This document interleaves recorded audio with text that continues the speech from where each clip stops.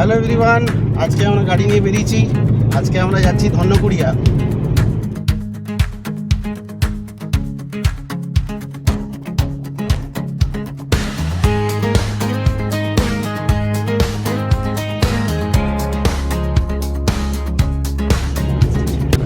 আচ্ছা, আমরা এখন যাচ্ছি ধন্যকুড়িয়া কারণ আজকে রোববার।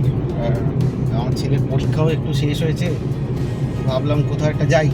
তো এই উইকেন্ডে একটু টুক করে ঘুরে আসছি। তো ধন্যকুড়িয়াতে মেনলি আমাদের দেখার জিনিস বলতে আছে তিনটে রাজবাড়ি। সেই তিনটে রাজবাড়ি দেখব, আর ওখানে আরও কয়েকটা মন্দির আছে, সেগুলোও ঘুরে দেখব। তো এই উদ্দেশ্যেই একটা উইকেন্ড ট্যুর মতন হচ্ছে, একটা ডে ট্যুর। তো এখন আমরা যাচ্ছি। এখন আমরা এই চলে এলাম, প্রায় আমরা এখন এজেসি ফ্লাইওভারের কাছাকাছি চলে এসেছি। এখন এজেসি ফ্লাইওভারে উঠবো, দিয়ে আমরা প্রথমে যাব রাজারহাট। রাজারহাট অবধি আমার রাস্তা মোটামুটি চেনা, তারপরে একটু গুগল ম্যাপের সাহায্য নিতে হতে পারে। তো সেখান থেকে আমরা ধন্যকুড়িয়া যাব। কলকাতা থেকে মাত্র 2-3 ঘন্টার দূরত্বে এমন একটা গ্রাম আছে যেখানে পা রাখলেই মনে হবে আপনি ইউরোপের কোনো প্রাচীন শহরে চলে এসেছেন। হ্যাঁ, আমি কথা বলছি উত্তর 24 পরগনার ধন্যকুড়িয়া গ্রাম নিয়ে। 18-19 শতকে পাট ও চাল ব্যবসায়ী জমিদাররা এখানে তৈরি করেছিলেন অসাধারণ সব প্রাসাদ। ব্রিটিশ স্থাপত্য, গথিক শৈলী ও বাঙালি সংস্কৃতির এক অদ্ভুত মেলবন্ধন লুকিয়ে আছে এখানকার দেওয়ালে দেওয়ালে।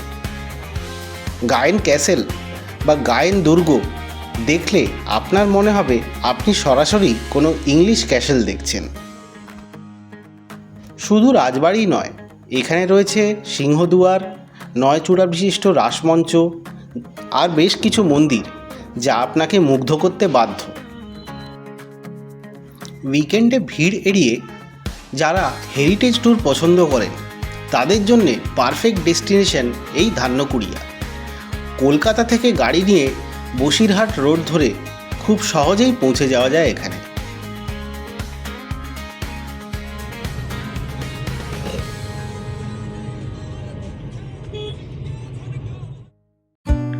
কলকাতা থেকে বেরিয়ে আমরা প্রথমে চলে এলাম রাজারহাটের দিকে।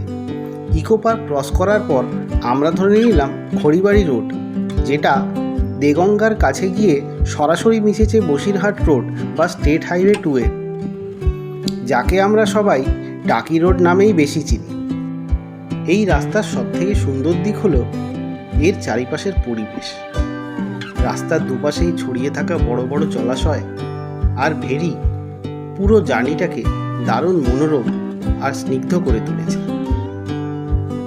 রাস্তার অবস্থার কথা বললে এটা মোটামুটি অ্যাভারেজ মানের। একটা স্টেট হাইওয়ের ক্ষেত্রে খুব বেশি মসৃণ রাস্তা হয়তো আশা করা যায় না, তবে খুব একটা খারাপও নয়। আর আজ রোববার হওয়ায় রাস্তার ট্রাফিকের চাপও ছিল বেশ কম, তাই ড্রাইভটা বেশ আরামদায়কই ছিল। বাই দ্য ওয়ে, এই রুটে কিন্তু আরও দুটো ঐতিহাসিক ও জনপ্রিয় জায়গা আছে। একটি হলো চন্দ্রকেতুগড়, যাকে অনেকেই বাংলার মহেঞ্জোদারো বলে থাকেন, আর আরেকটি হলো লোকনাথ বাবার জন্মস্থান কচুয়া। তবে আমাদের আজকের গন্তব্য হলো এক রূপকথার দেশ। আজ আমরা এক্সপ্লোর করতে চলেছি রাজপ্রাসাদ ও ইউরোপীয় স্থাপত্য ঘেরা এক ঐতিহাসিক গ্রাম ধন্যকুড়িয়া।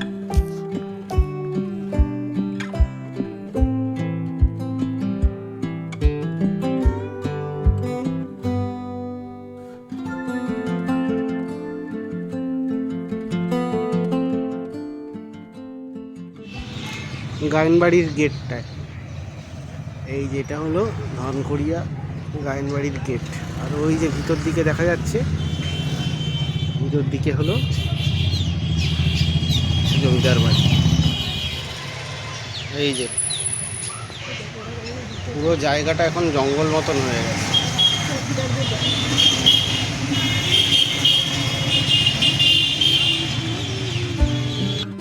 আমাদের চোখের সামনে দাঁড়িয়ে থাকা এই প্রাসাদটি যেন কোনো ইউরোপীয় রূপকথার পাতা থেকে উঠে এসেছে।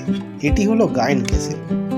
বাংলার চেনা রাজবাড়ির স্থাপত্যের বদলে এতে চোখে পড়ে মধ্যযুগীয় ইউরোপীয় দুর্গের স্পষ্ট ছাপ। 19 শতকের শেষ ভাগে এই অনন্য ক্যাসেলটি তৈরি করেছিলেন তৎকালীন খ্যাতনামা পাট, চিনি ও গুড়ের ব্যবসায়ী মহেন্দ্রনাথ গায়েন। বাংলার বুকে দাঁড়িয়ে এক টুকরো ইউরোপের আবহ যেন শতাব্দী পেরিয়ে আজও অক্ষত।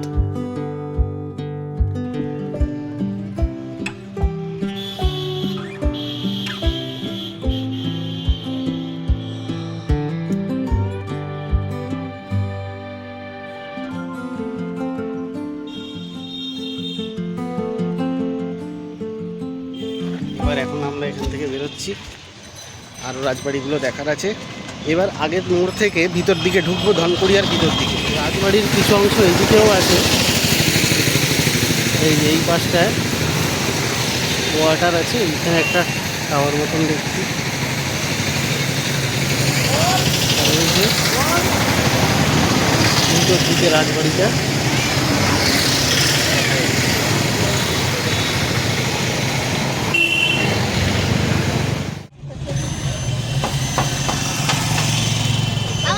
ধনকুড়িয়া গ্রাম পঞ্চায়েত।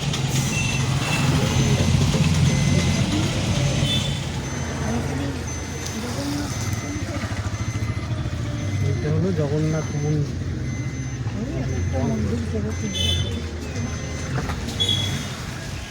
স্কুল আর পিছনে মাঠ।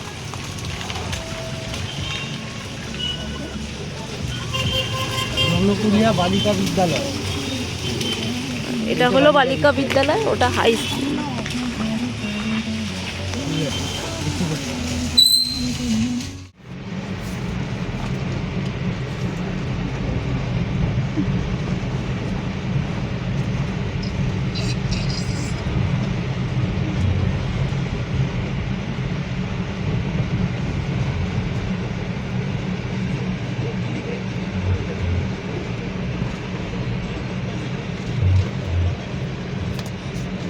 Head southeast on Dhanyakuriya Benapra Road. আমরা চলে এসেছি গায়েন রাজবাড়ি, আর এই হলো গায়েন রাজবাড়ির এন্ট্রান্স। এখন ঢোকা বন্ধ, কিন্তু এখান থেকেই দেখা যাবে।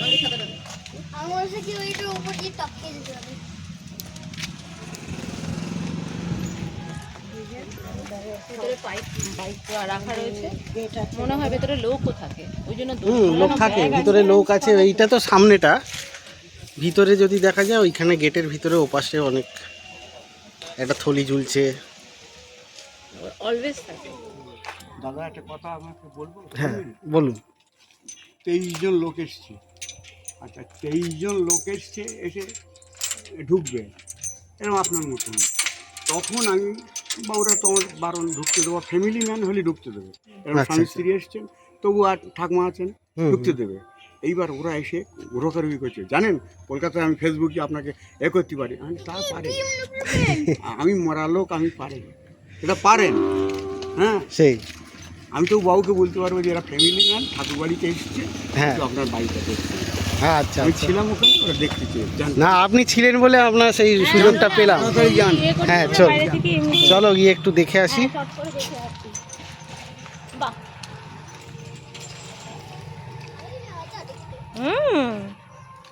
খুবই সুন্দর। আমাদের এখানে জায়গা করে দিলে আমরা এখানে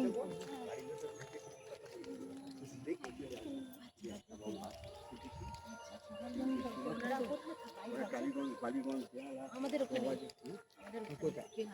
বেলা কোথায়? চৌরাস্তা, নেতাজি সড়ক।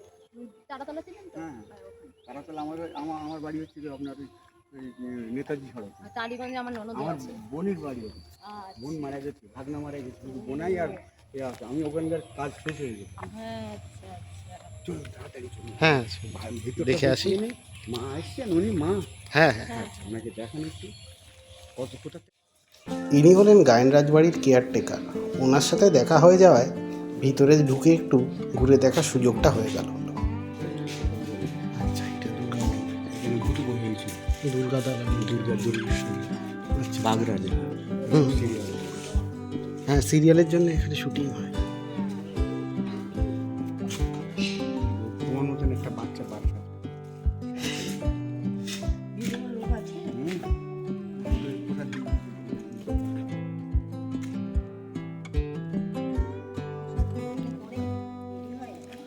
এটা হলো গায়েন জমিদার বাড়ির দুর্গা দালান।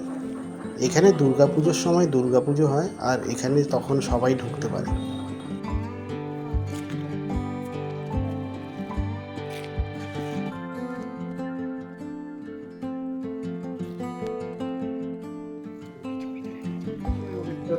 নহবত খানা এটা।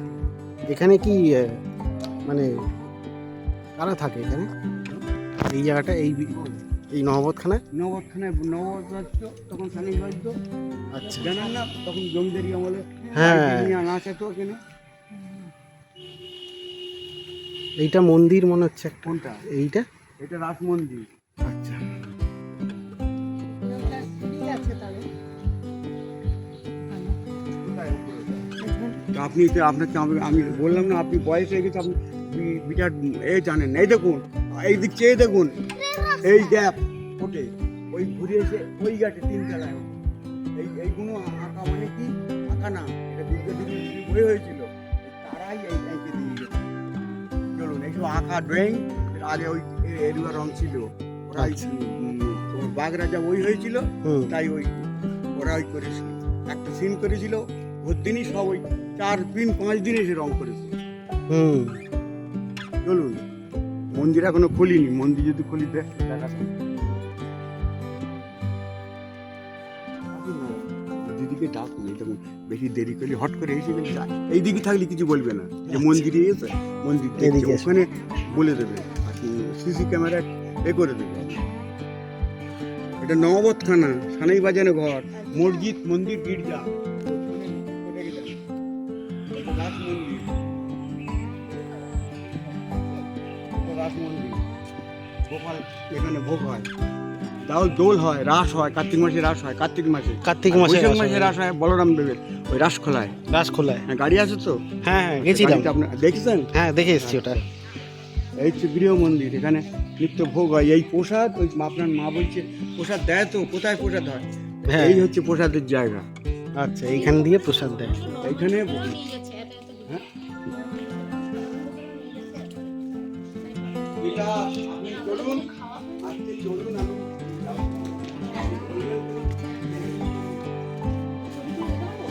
ওখানে গিয়ে তারপরে এখন খুলিনি মন্দির, খুলেছে না দেখি। একবার একটু পাটা আমি করেছি। আমার মাইনে দেওয়া গায়েন জমিদার বাড়িতে আমরা দেখলাম নহবত খানা, দুর্গা দালান ও মন্দির। আমি কালি আর যাবে না, কালকে যাবো।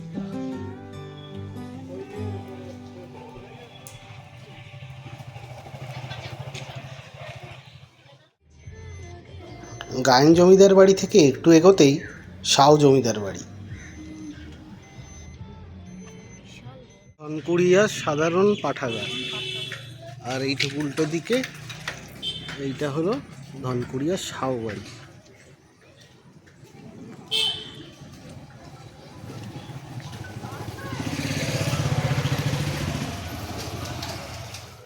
চলে এলাম সাউ বাড়ি। 180 বছর আগে অতীতচন্দ্র সাউ এই জমিদার বাড়িটা বানিয়েছিলেন। এটা ছাড়াও এদের এখানে আছে সাউ বাড়ির আমবাগান আর পুকুর।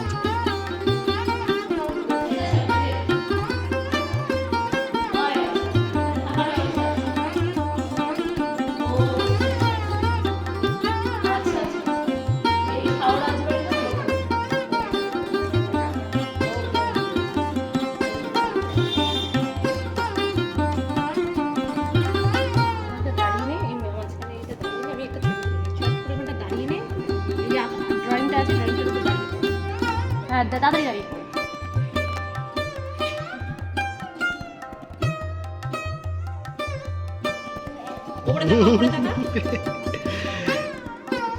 আরেকটা দাঁড়া, আরেকটা। ধনকুড়িয়ার জমিদার বাড়ি এখন একটা হোটেল। কেউ যদি চায় তো অনলাইনে বুক করে এসে রাজবাড়ির ফিল নিতে পারে। এখানে থাকা খাওয়ার ব্যবস্থা সব রকম আছে। ঘুরে দেখে নিলাম, চলো এবার একটু বাইরের দিকে যাব।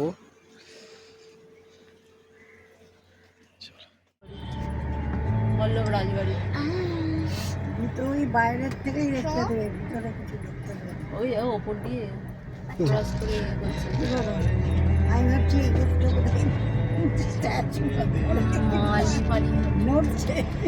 শাওরাজ বাড়ি থেকে একটু এগিয়েই ধান্যকুড়িয়ার বল্লভ বাড়ি।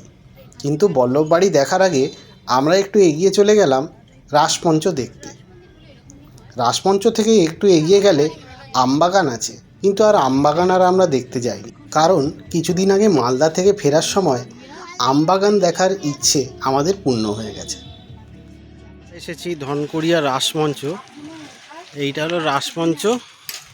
আচ্ছা, রাসমঞ্চের এইদিকে একটা সিঁড়ি আছে, এই যে এই পাশটায় গেলে এইখানটায় সিঁড়ি আছে, এই সিঁড়িটা দিয়ে উপরে গেলে মন্দির। এইটা, এই সিঁড়িটা দিয়ে উপরে মন্দিরে যাওয়া যায়। মন্দিরটা উপরে, কিন্তু এটা বন্ধ করা। আর এইটা হলো রাসমঞ্চ, চারিদিকে গোল করে রাসমঞ্চ।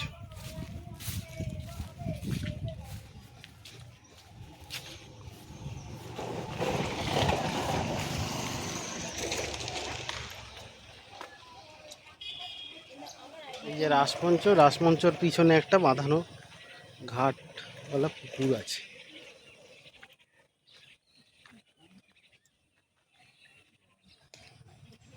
এই যে এখানে একটা খেলার মাঠ, ধনকুড়িয়া Rathkhola FP school.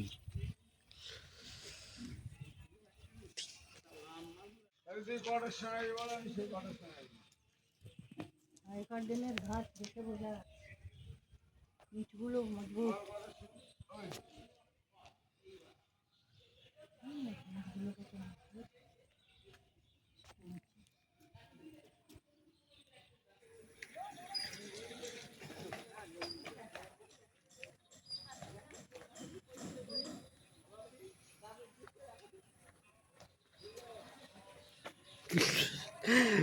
Jump jump, যা খুব ভালো।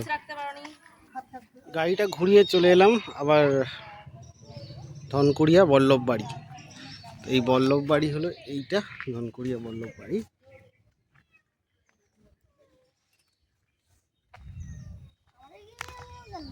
আর এই যে সামনে যেটা আছে, সামনে এইটা হলো সিকিউরিটি গার্ড। তখনকার সময় ওয়াচ টাওয়ার টাইপ অফ নিরাপত্তা রক্ষীরা এইখানে থাকতো। আর এইটা হলো রাজবাড়ি।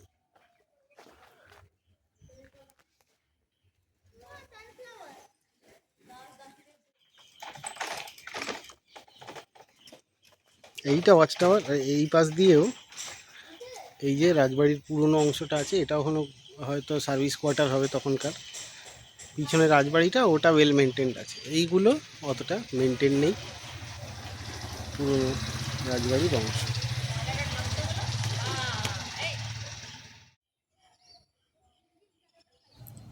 ধান্যকুড়িয়া বল্লভ বাড়ি, অনেকে এই বাড়িটাকে বলে পুতুল বাড়ি, কারণ বাড়ির উপরে যদি খেয়াল করা হয় তাহলে দেখতে পাবে ছোট ছোট পুতুলের মতন স্ট্যাচু বানানো আছে।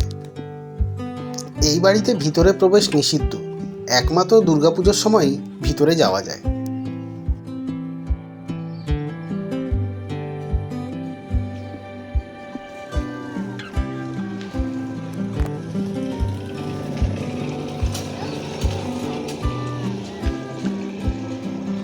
রেখে এখানে একটা মিষ্টির দোকান আছে। যা আছে রসগোল্লা আছে, ছানা আছে, ভেজিটেবি আছে। এগুলো হয় মিষ্টি জায়গায় আছে, রসগোল্লাই খাও। আচ্ছা, এইটা হলো রাধাকৃষ্ণ মন্দির, এই কাঁচা সন্দেশ সব কাছাকাছি আছে। এই রাধাকৃষ্ণ মন্দির, এখন মন্দির বন্ধ। একটু মিষ্টি খেয়ে নিলাম, মিষ্টি খেয়ে এবার একটু রাধাকৃষ্ণ মন্দিরটা দেখতে যাচ্ছি। এই যে এই হলো হলো রাধাকৃষ্ণ মন্দির। এখন দুপুরবেলায় সব বন্ধই থাকে। এই হলো রাধাকৃষ্ণ মন্দির।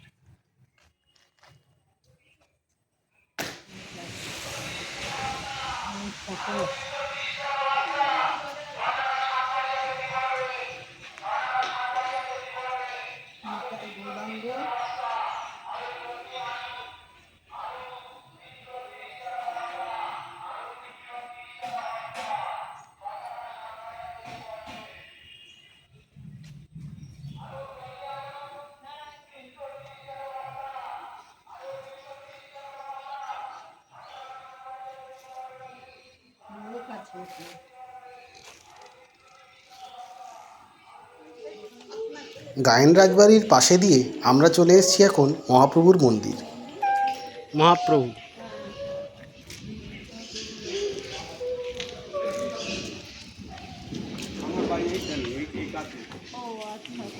আমরা এখানে মহাপ্রভুর মন্দিরে এসেছিলাম। সৌভাগ্যবশত আমরা ভোগ প্রসাদ পেয়ে গেছি। এখন আমরা ভোগ প্রসাদ খাচ্ছি। মন্দির খুলে গেছে, এই যে। তো এখন এই ধনকড়িয়া দেখে এখন আমরা ফেরত যাব। চলো, টাটা, বাই বাই। এখন খাওয়া হয়ে গেছে আমাদের, এবার আবার যাচ্ছি বাড়িতে। আচ্ছা, ওই সাউবাড়িতে কি বললো বলো তো, একবার বলে দাও। শাহবাড়িতে বললো যে ওখানে ওরা বুকিং নেয় অনলাইনে, নেটে দেখতে হবে, গুগলে সার্চ করে শাহবাড়ি বললে তো ওরা ওখানে খাওয়া দাওয়ার ব্যবস্থা, থাকা, এগুলো সমস্ত কিছু ওরা ব্যবস্থা করে। ধান্যকুড়িয়া ট্রেনে করে আসতে চাইলে শিয়ালদা হাসনাবাদ লোকাল ধরে কাঁকড়া মির্জানগর স্টেশন চলে আসতে হবে। সেখান থেকে টোটো অথবা অটো করে পৌঁছে যেতে হবে ধান্যকুড়ি। আর বাসে আসলে বসিরহাট রুটের বাস ধরতে হবে, যেটা ধন্যকুড়িয়া বাস স্টপে আপনাকে নামিয়ে দেবে। এখানে দেখার মতন যা যা জায়গাগুলো আছে আমি লিস্ট করে দিয়ে রাখলাম। কয়েকটা জায়গা আমরা ঘুরে দেখিনি, সেগুলো চাইলে আপনারা ঘুরে দেখতে পারেন। ভিডিওটা ভালো লাগলে প্লিজ লাইক অ্যান্ড সাবস্ক্রাইব করবেন, আর একটা কমেন্ট করে বলবেন যে আপনাদের ভিডিওটা কেমন লাগলো।